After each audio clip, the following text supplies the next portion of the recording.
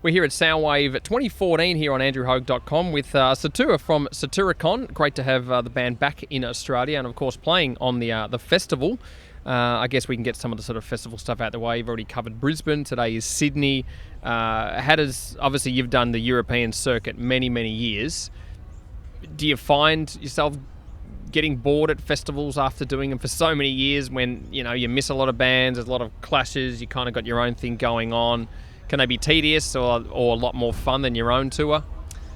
Having done 2 Australian headlining tours on the Age of Nero record and now Diabolical, we had to discuss with the people surrounding the band, should we do another one of those or should we try Soundwave? That's, when the offer came in, that was a discussion whether to just turn it down and do a club show in front of hardcore fans, or should we go and see what this is about? And I have to admit that living so far away, and you can't know everything in detail. I was very unfamiliar with Soundwave, other than it being like that and Big Day Out being big things in Australia.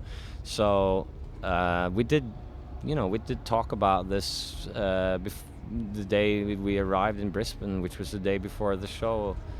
We don't know what the hell to expect from this. And I have to say that I was very concerned when I saw all the bands that were playing ahead of us, looking at how they had, between 15 and 30 people watching them. And I thought, what the hell is going on?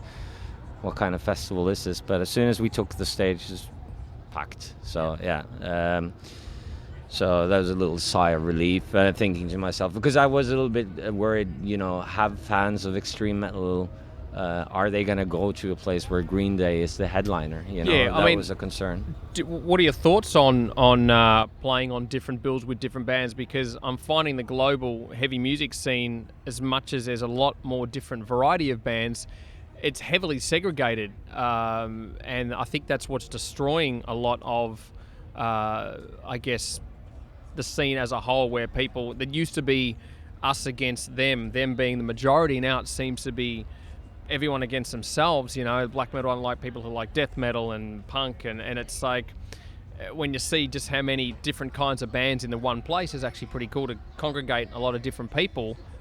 There seems to be a kind of a silent respect amongst the crowds within Soundwave, but what's your take on the sort of segregation? I did discuss this with Frost, so I'm curious to get your take on the future of heavy music, and do you think that, the segregation within the community can hopefully unite?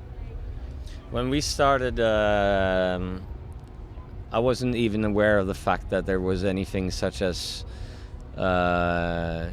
tours, girls, any of that. I had no idea, and let alone I didn't have any understanding that there were actually such thing as like millionaires playing heavy metal. I had no idea. Or even today you have billionaires playing metal. So my dream was to release a record. That's how far my ambitions went, and still to this day, I am very surprised by, even if they will not, talk about it, the motives of some of the bands that are out there. And I think to myself, like, when I see someone that's 21, how can they be covered in tattoos, like from top to toe? How is that possible, And to me, that's like, just something like that makes me very, very skeptical. And I think today that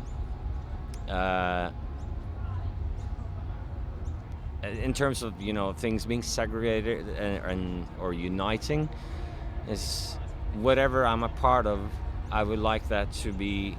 I like my band to be associated with other real bands, and I would like to befriend other bands that are in it for real. And we're one of the few black metal bands that never took a break. We never quit.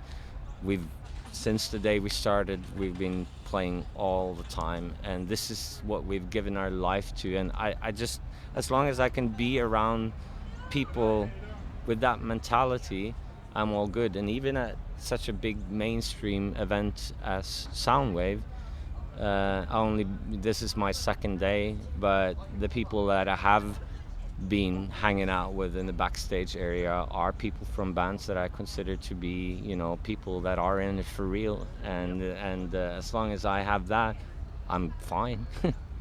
Well, we can get you to choose one of your favourite Satyricon songs, but before we do that, when I was chatting with Frost last week, just about the fact that you guys have always remained, well, the last, I guess, decade plus, a two-piece, and just how much the band's sound has moved from the sort of origins of its roots, I guess, really shows that, as you said, in it for real. And just want to get your take on how people sort of view the band's musical direction, which isn't new today, because you look at A De Niro, Volcano, you've definitely moved over the last decade in a sort of a different direction, but it's still very much Satyricon. Are we going to expect more of the unexpected, I guess, from the sound of Satyricon in the future? Then there you just said what I was going to say.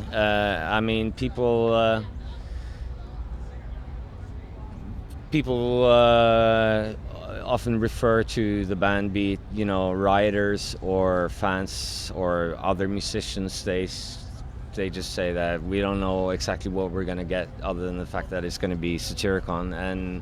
And I think there are some, things with the band in terms of playing style or writing style that's unmistakably Satyricon. But other than that, we try to be on the move, and for me, change in itself is not worth a whole lot. But what happens is, what you see in metal is that a lot of metal fans consider themselves sort of hardcore outcasts, but what they really want is usually the same as so-called mainstream people want. They want more of the same, because more of the same means that you stay within your comfort zone. And then they try and find really complicated ways of explaining it as staying true to your roots, or silly things like that.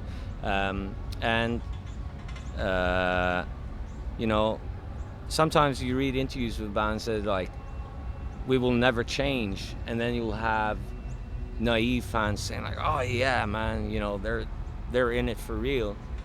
But the reason why they won't change is because they found a successful formula that sells CDs, merchandise, that generates publishing money. So it feels highly unsafe. It's like putting all your money on horses, knowing nothing about horses, to change. And if Satyricon would have gone down that path, we would have continued making Mother North again and again and again and again. I think some bands, as you know, want to evolve, but then you got your bands like Slayer and AC/DC, where they have got their formula, and that's what they stay true to. And I think they're kind of the exception to the rule, in the sense that they're one of the forefathers of a lot of this stuff, that it's their rules, it's their way, and they can do what the hell they want. Whereas I think that works out better with a band like AC/DC than Slayer. Yeah, I do. I like Slayer, I do. But I think it works out better with the musical style of AC/DC. I think that that type of expression is more suitable for.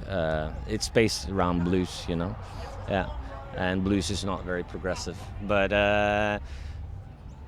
Satyricon, it's like I've said many times, it's in the DNA of the band to move forward. And I don't know what the future will bring, other than the fact that I think some of the moves that we made on the record, in terms of trying to make things sound even more organic, even more dynamical, you won't see less of that, you will see more of that. But how that will be shaped, I don't know. Yeah.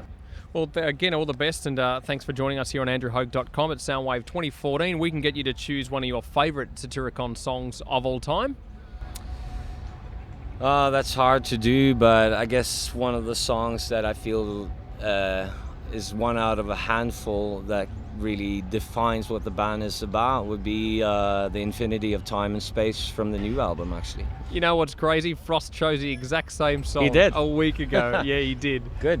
So good minds think alike. Thanks again, Satyr. All the best. Let's check out some Satyricon now here on Soundwave Radio.